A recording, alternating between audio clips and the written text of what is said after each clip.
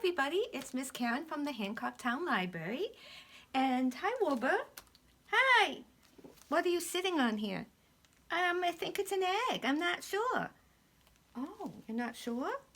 Why are you sitting on it? I have to keep it warm so it will hatch. Wait a second. I think 1 minute will be okay if I take you off. Oh, it is making a sound. I wonder if there's something in there. Yeah, I gotta take care of it. It's my egg. Oh, it's your egg? Well, I found it, so it must be mine. I gotta take care of it. I can't talk. Got lots to do. Bye. Oh, okay, Wilbur. I don't think sheep usually sit on eggs, but hey, that's okay. This is a book called Duck and Goose. That's Duck, that's Goose. And it's written and illustrated by Tad Hills. And I wonder what they're sitting on. Interesting. Oh my! What is that? Duck quacked. That's a silly question, Goose honked. It's a big egg, of course. Of course it's an egg. I know that, huffed Duck. What I mean is, where did it come from? Goose looked skyward. He looked to the river. He looked to the fields. He thought very hard. Who are you? He asked finally. I, said Duck, puffing out his feathered chest, am the one whose egg this is. I saw it first. Goose quickly raised one webbed foot. It's mine. I touched it first. Hey, you should never put your dirty foot on an egg, Duck scolded. Don't you know anything about caring for eggs? Yes, I do, Goose cried out. Stop yelling, Duck yelled, and then whispered forcefully. Don't you know that you, when you're screaming, are very likely disturbing the baby bird who was trying to take a snooze inside this egg? Goose wished that Duck wasn't right. He lowered his head and whispered softly, I'm very sorry.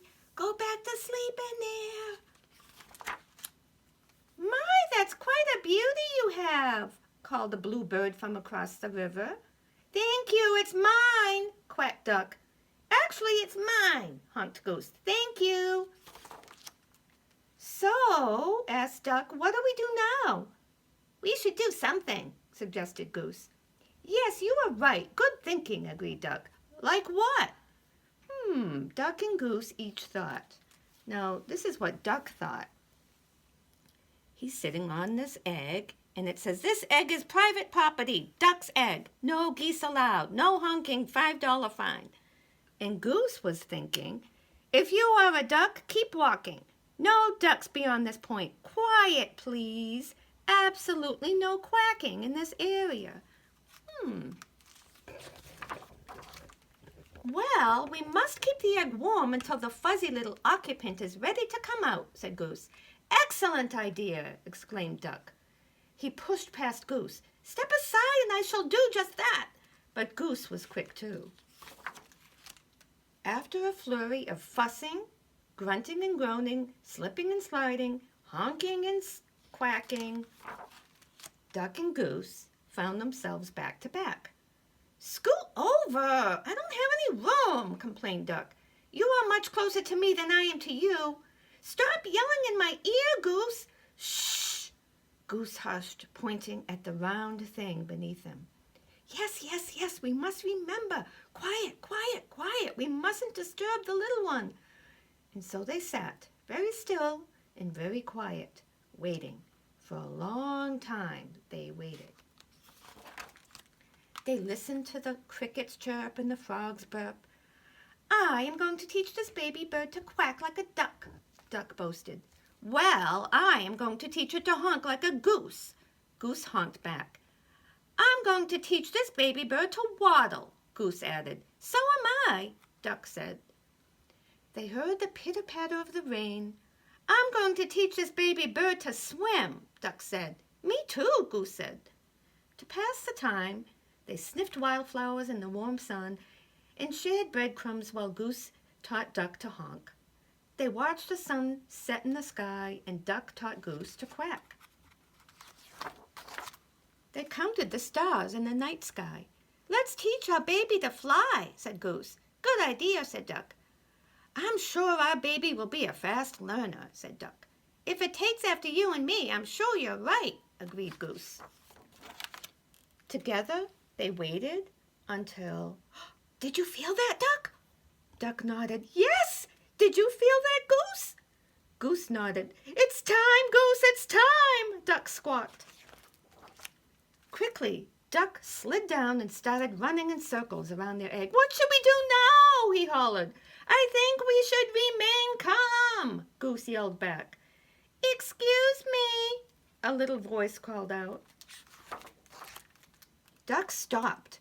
In all of the exciting confusion, he had failed to notice a bluebird kicking their egg. Can I play too? She asked. Play? This is no time for play, yelled Duck.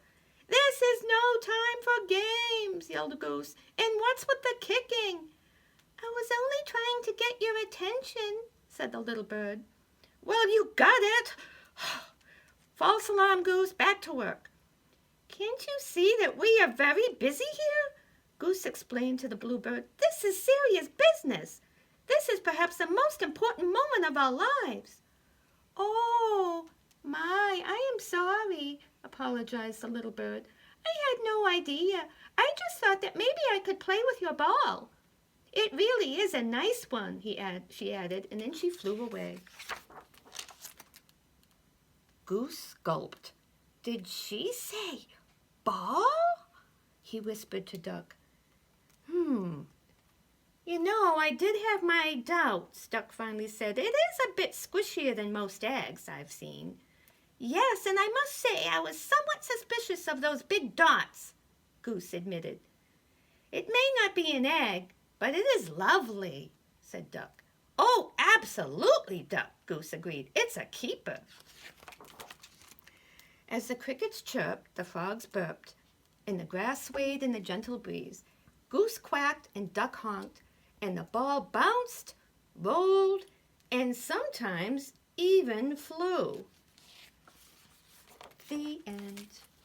Oh my goodness. It was a ball all along, and they thought it was an egg. That's silly. Wilbur, have you ever thought something was a certain thing, but then you found out afterwards it was a different thing? Yep. Open up. I think it's time. It's time. Okay, let's see what it is. Oh, it looks like a little duck. It is. It is. It's my duck. Bye. I'm going to go play. Okay, Wilbur. That was a little silly story. I like that duck and goose. There's a lot of books about them, you know. So I want to thank you for tuning in and have a wonderful week. See you next time. Bye.